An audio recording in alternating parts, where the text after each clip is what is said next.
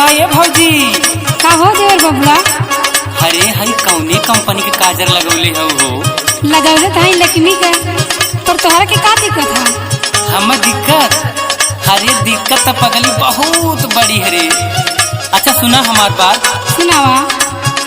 मोरे भौजी सुना पतर की भौजी तू बाड़ू मन मौजी जियारावा चुराई के जान मारे लुका जरावा लगाई के।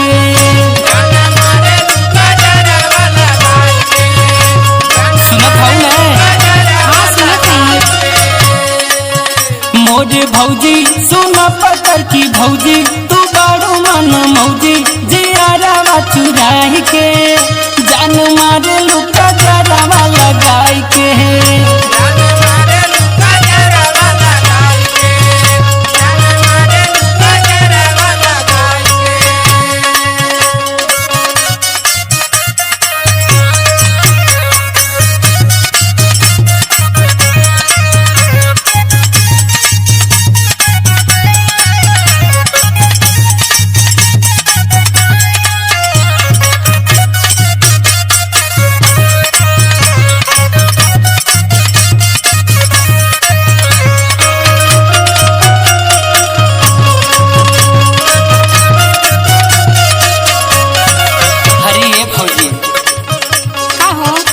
अरे का बताई त ऐसा सिंगरवा कलेली ने कि एकदम का बताई जैसे मालूम पड़ा जियरा में एकदम ने भाला चूहा लगल रे। और सुन भौजी सुनावा। का बड़ाई करी गोरे गाल के सुनत हौ ने? होठ लागेला भौजी कमाल के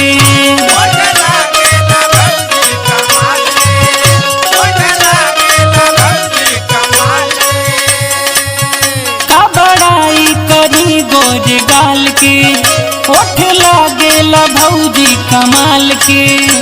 और सुना। सुनावा।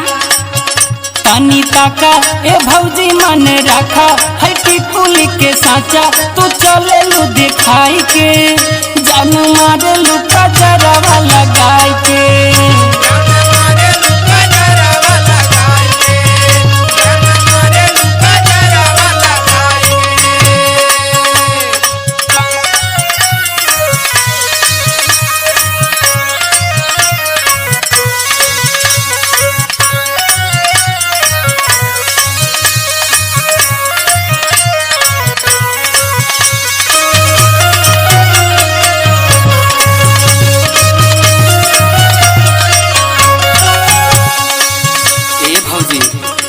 एक बात और कहब हो।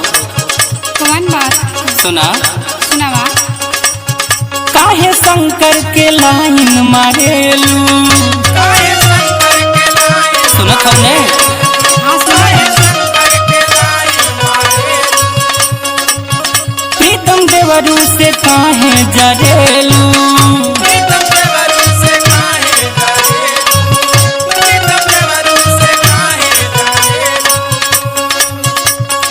शंकर के लाइन मारेलू प्रीतम देवरू से काहे जरेलू। और सुना भौजी। सुनावा।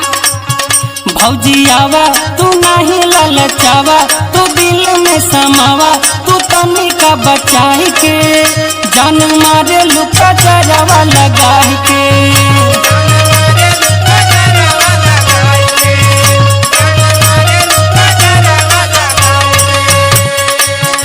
मोरे भौजी सुना पतर की भौजी तू बाड़ू मन मौजी